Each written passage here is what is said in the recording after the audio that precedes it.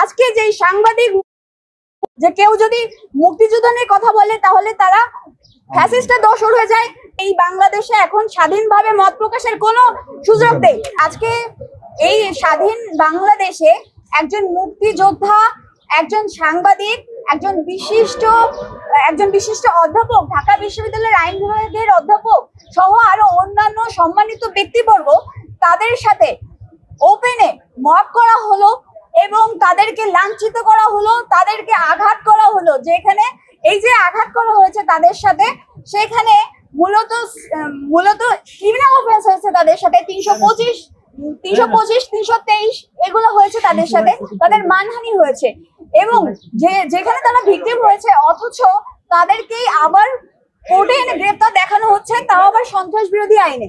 তারা কোনো ধরনের সন্ত্রাসমূলক কোনো কার্যক্রম করে নাই। বর্তমান বাংলাদেশের পরিস্থিতি এমন যে কেউ যদি মুক্তিযুদ্ধ নিয়ে কথা বলে তাহলে তারা ফ্যাসিস্টের দোসর হয়ে যায়, তারা ফ্যাসিস্ট হয়ে যায়। কারোর কোনো এখন বাক স্বাধীনতা নেই। বাংলাদেশের যে কনস্টিটিউশন, সেই কনস্টিটিউশনের 39 ধারা অনুযায়ী এই বাংলাদেশে এখন স্বাধীনভাবে মত প্রকাশের কোনো সুযোগ নেই। আজকে যে সাংবাদিক, মুক্তিযোদ্ধা এবং অধ্যাপক গ্রেপ্তার হলো, এর মাধ্যমে দৃশ্যমান যে এই দেশে এখন সাকসেসফুলি মব ভায়োলেন্স চলছে এবং সেটা রাষ্ট্রীয় দায়ভার এর জন্য নিতে হবে। কারণ এটা তাদেরকে যেহেতু গ্রেপ্তার করে রাষ্ট্রীয় আইনের সদর্পণ করা হয়েছে, এ থেকে প্রতিমান হয় যে এর সাথে বর্তমান সরকারের এই দায়ভারটা নেওয়া লাগবে। এক্সট্রিম মশার কয়েল প্ল্যান্ট ফাইবার দিয়ে তৈরি, ডেঙ্গু, চিকুনগুনিয়া বাহি সহ যে কোনো মশার বিরুদ্ধে দেয় এক্সট্রিম সুরক্ষা। এবং আমরা বিগততে এটাই বলেছি যে তারা সম্পূর্ণ নির্দোষ এবং নিরপরাধ, এবং আজকে যে আইনে তাদেরকে গ্রেপ্তার করা হয়েছে এই ধরনের কোন রকমের কোনো কার্যক্রম তারা করেন নাই এবং তারা সম্পূর্ণ নিরপরাধ এবং নির্দোষ, এবং এখানে কোনো ধরনের প্রাইমা ফেসি কেস নেই। আজকে এই 16 জনের পরিবার তারা দুঃখ ভারে তাদের এই যে যাদেরকে গ্রেপ্তার করা হয়েছে তাদের জন্য পথ চেয়ে আছে। তাদের কি অপরাধ তারা জানে না।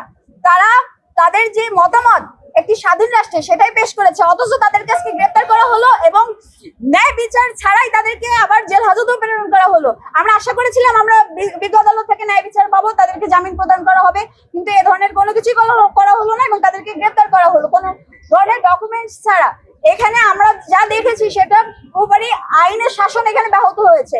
এভাবে মিথ্যাভাবে অভিযুক্তদেরকে যেভাবে ক্ষতিগ্রস্ত করা হচ্ছে, এটা আসলে আমাদের রাষ্ট্রের জন্য মানহানিকর।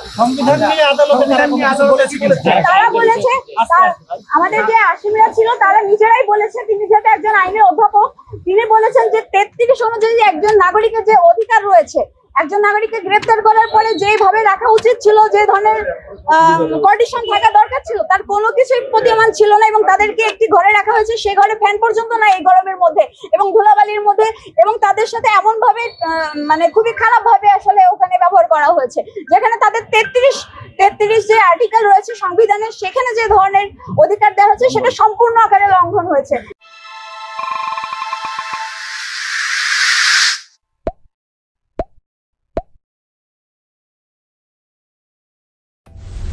সংস্কার, বিচার ও নির্বাচন। জুলাই অভ্যুত্থানের ছাত্র শ্রমিক জনতা দেয়ালে দেয়ালে যে প্রত্যাশার কথা লিখে রেখেছিল, তার অন্যতম ফোকাস ছিল রাষ্ট্র ব্যবস্থার গণতান্ত্রিক সংস্কার। সেই লক্ষ্যে আমরা বেশ কয়েকটি সংস্কার কমিশন গঠন করেছিলাম।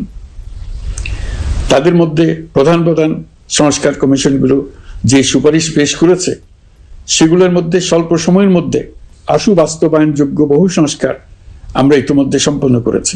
এই সংস্কারগুলোর মাধ্যমে অর্থনৈতিক খাত, বিচার ব্যবস্থা ও জনপ্রশাসনে গতিশীলতা আসবে, স্বচ্ছতা ও জবাবদিহিতা বহুলাংশে বৃদ্ধি পাবে, দুর্নীতি, অনিয়ম ও হয়রানি হ্রাস পাবে।